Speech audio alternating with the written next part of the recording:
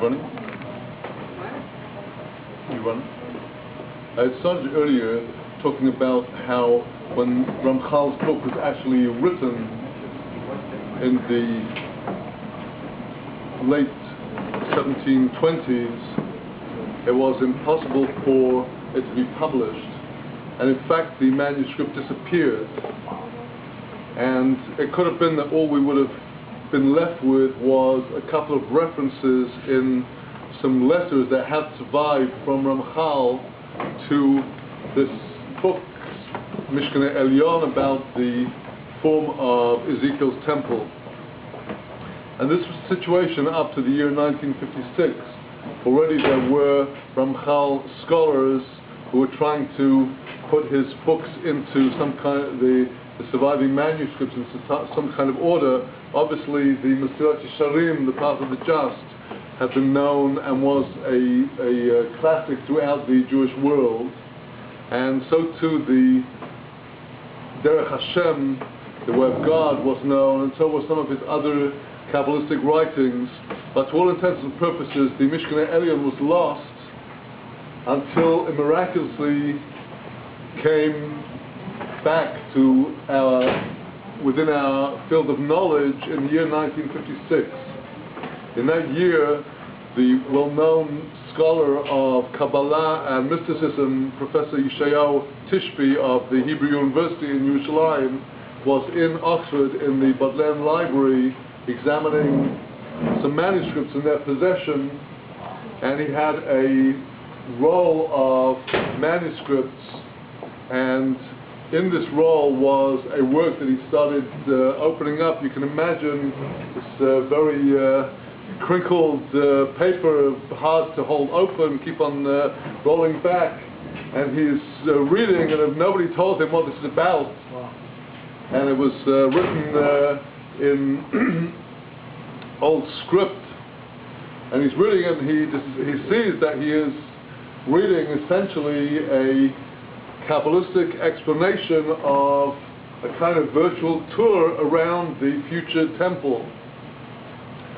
And it was Professor Yeshayahu Tishby who actually attributed this manuscript to Romchal. He knew the reference to the Mishkanei Elyon contained in a couple of the extant letters, and it was he who determined for stylistic reasons that this could be none other than Romchal.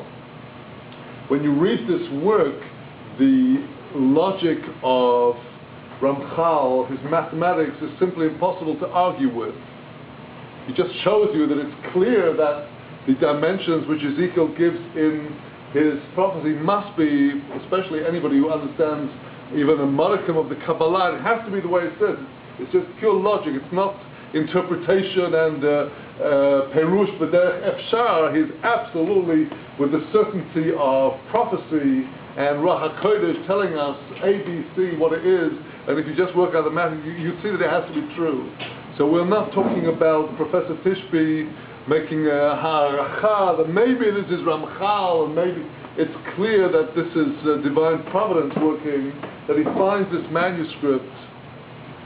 It came into the hands of one of the foremost scholars of Ramchal of the last generation, and that was Rabbi Chaim Friedlander, who was the Mashgiach Ruchani of the Panovich Yeshiva in Israel, and who made it his part of his life's work and one of his greatest achievements to clarify the text of many Ramchal Sforim and to print Ramchal's books.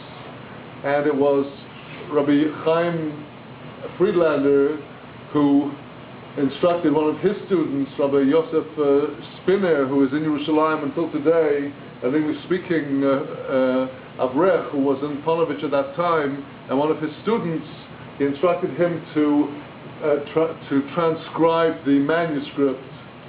And Rabbi Friedlander published the first printed edition of the Mishkanei Elyon in the 1980s. Those of you who are familiar with Ramchal works in Hebrew will recognize, be familiar with a series of Ramchal Sforim in identical green binding, green-colored binding, which are the editions of Rav Friedlander, and there is one volume which is called Ginzei Ramchal, the hidden treasures of Ramchal, and the Mishkanei Elyon appears in Ginzei Ramchal with Rabbi Friedlander's notes. There is, I should say, a Sephardic Rav now in Yerushalayim, Rabbi Mordechai Shriki, who today is the head of the Romchal Institute, which occupies a very beautiful building in the Har Nof area of Yerushalayim. And Rabbi Mordechai Shriki came to Eretz Yisrael from Montreal in the, I believe, the very early 90s or possibly the late 80s. Before his Aliyah, he was in Crown Heights and he was with the Lubavitcher Rebbe, and he showed him an edition of the Mishnah Elyon that he wanted to bring out, and the Rebbe told him to bring it out and to publish it and bring it to the attention of the public. So I felt quite confident with the backing of Rabbi Chaim Friedlander of Panovich and Rabbi Mordechai Shriki on the authority of the Lubavitcher Rebbe in going ahead and bringing out this very exquisitely beautiful sefer into the world, into the English language. Romchal speaks to his reader in the beautiful style of 18th century literature. My dear reader, I'm talking to you and I'm explaining you things. And he tells the reader he's going to take him on this venture, this tour around the Beis HaMikdash. One very interesting feature of the book, that he starts from the opposite end than Yechezkel. Yechezkel had come into the temple from the outside through the outer courtyard, seeing the gates and the measurements of the outer courtyard and then the inner courtyard before he actually begins to get to the temple building. But Romchal starts from the very center, from the Holy of Holies, for a very specific reason. The reason is that he has explained to us the very nerve center and brain center of the entire world. It is known from the Midrash that energy lines go out from the Even Shtia, from the foundation stone that was in the Holy of Holies, to all the world. Students of Reb Nachman will know that he quotes this in Sichos Haran, how these energy lines go out. That's how Shlomo HaMelech knew how to plant all the fruit trees of all the world in Yerushalayim, because he knew where the energy lines ran. Well, Ramchal explains to us they're all running out of the Even Shtia, and that the whole creation came forth from Even Shtia. This is a very important concept for the understanding of Mishkanei Elyon and the message it's giving to us. And the reason why Ramchal is starting with the center, because his business is to explain to us how it is that the shefa,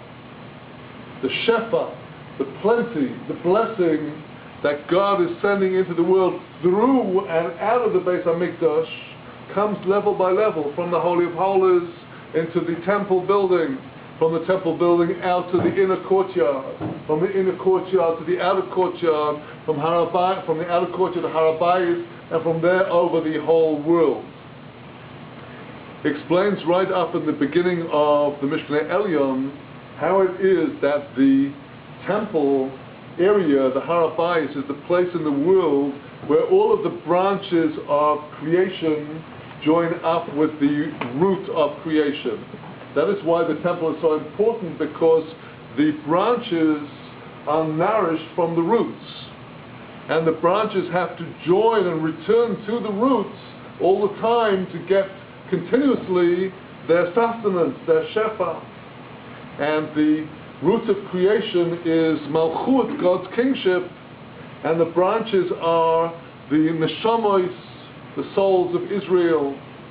They are the Malachim, the Seraphim and the Chayos and the other angels, and they are all the other creatures in the world.